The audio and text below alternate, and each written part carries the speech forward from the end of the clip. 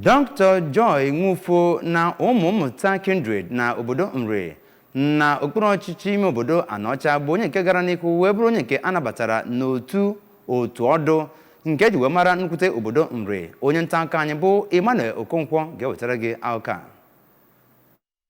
Nwufoh, onye dọkịta bekee bi na United Kingdom, bụ onye dubere na ya bụ otu ọdụ society n'ihi ịhụnanya nakwazi nkwado ọ na-enye ezinụlọ ya n'obodo gbaa gburugburu. Ya bụ echichi otu ọdụ bụ nnọọ nkwanye ugwu dịkarịsị n'elu a na-enye ụmụ nwaanyị n'ala Igbo, dịka esi echi ụmụ nwoke ndị Igbo echichi ọzọ tupu nwaanyị ọbụla etozuo oke ịbụ onye a ga-echi ya bụ echichi. Ọ ga-abụrịrị onye na-ekwu eziokwu, onye na-enye ezinụlọ ya nakwazi obodo gbaa gburugburu nkwado n'ebe ọ dị ukwuu. Ka ọ na-agwa ABS okwu ngwa ngwa echichere ya bụ echichi, dọkịta Nwufoh nke aha echichi ya bụ Iyom Adukwu Chimelueze Ede ka a chọrọ na Nri, gosipụtara obi aṅụrị o nwere na ya bụ echichi o chiri, ma kwue na ihe kpanyere mmụọ ya o ji wee chọọ ichi ya bụ echichi bụ ịhụnanya o nwere n'ihe gbasara omenala ejirimara ndị Igbo, ebe ọ kpọkụziri ndị Igbo na-eneghere omenala nakwazi ejirimara ndị Igbo anya ka ha bụ nnọọ ndị ga-amakọ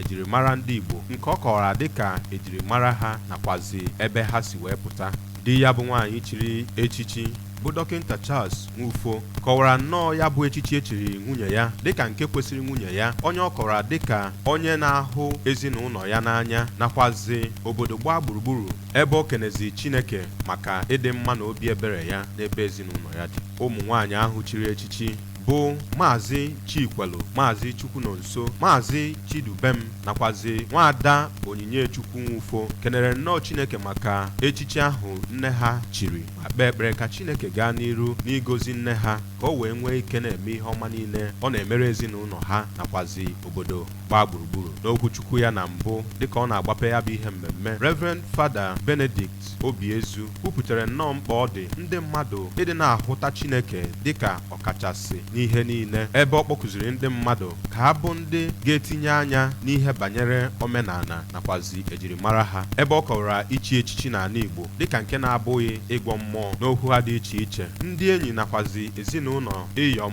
Adukwu Chimelueze Ede ka a chọrọ na Nri, ndị gụnyere onye ji ọkwa President General nke obodo Nri bụ Chief Kelvin Obiegbunam